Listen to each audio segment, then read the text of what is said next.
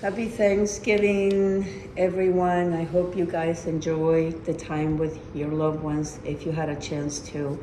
And if it was a hard day for you, I'm sending you love and compassion and understanding. Not everybody is feeling thankful these days, but even the air we breathe could be something we could focus to be thankful for. So, the best way to receive is by giving without obviously expecting that we want to receive. It's like without a second agenda. And I was having a hard morning due to the state of the world, and it's easy to get very vulnerable when you understand the level of violence and horrors that are happening right now. And, as a woman, as a mom, knowing what's going on with so many babies and children is, I get my moments. But it's a path that I chose, and it's not, there's no going back. And the children are our future.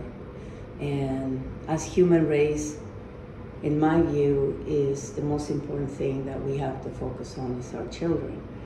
And that's what they're going after. I don't know if you noticed, not just in the surface, we've been talking about the tunnels and the bunkers and all of that.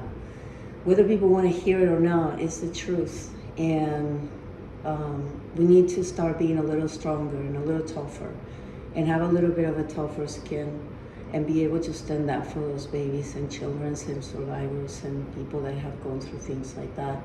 And also understand that we've been programmed ourselves, more than we even realize. The programming is very, very deep, so many of us are still going to continue to be asleep, from the TV to everything we learn in school. And,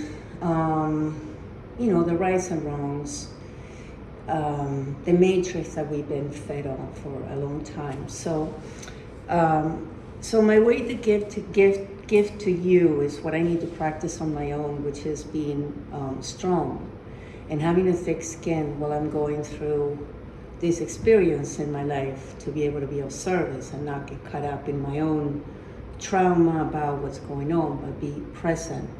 And you really have to learn how to somewhat detach to be able to be present and be of service and be effective. So I like feeling physically strong because it does help my emotional strength. So I wanted to offer you to do a little bit of strengthening of the core area this afternoon, a little bit of the stomach, upper arms. So let's do this together. Now, we're gonna do a plank. I don't know if you're gonna see my whole body.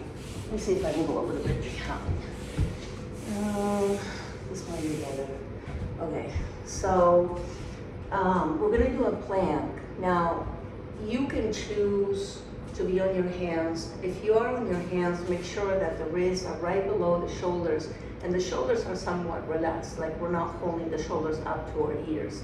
So you can do a plank and just stand here and just really find, a peaceful focus where your mind is not running, and try to find calmness in the midst of something that is very challenging, like a plank.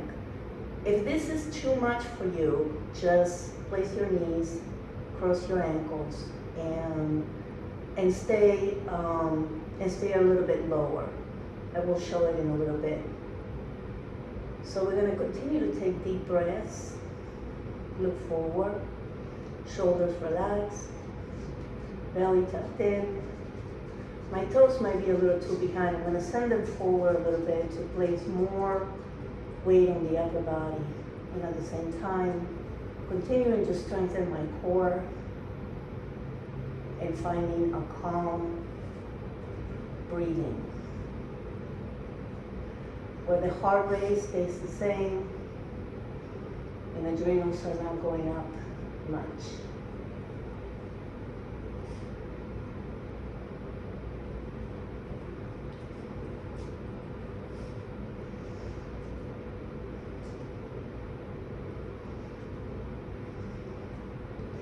We're gonna very slowly place the knees, uncurl the toes, touch the big toes together, send the buttocks to the heels, place the forehead on the mat, and straighten the arms forward.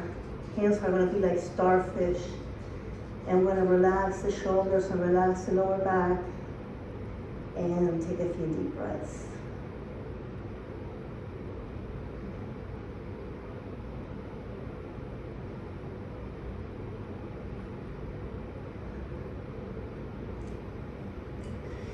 There is, let's do one more exercise. This time we're gonna go, I was gonna do another one, but let's do this, it's gonna be easier.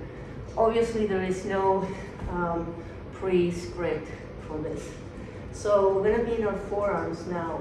Interlace your fingers, place your feet, your toes on the mat. Lift the upper body, the lower body, and relax. Hey, sweetie. She's the cutest thing. She's been such a joy, such a joy. She's very tolerant of me too, and she has a bundle of energy. So we're gonna keep breathing calmly here. Same thing here. We're gonna place the knees down. If this is too much, uncurl the toes and cross the ankles. Look forward and find a calming spot to breathe.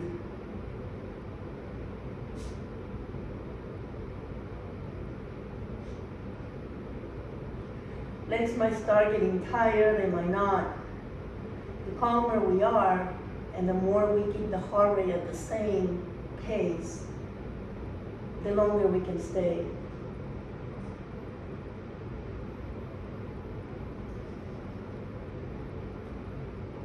It's like facing challenging situations and staying steady. How to be in that steady space. Very gently, we're gonna place the knees, send the upper back towards the heels. I cross my feet, but it's better to just uncross them, I realize, because we're gonna be more even that way. If you choose to really stretch right below the armpits where there's a lot of lymph nodes, just do so and begin to walk the fingers forward. Open the fingers like starfish and just relax the upper back. Going back to a calm breathing. Finding the calmness within our bodies. That balance.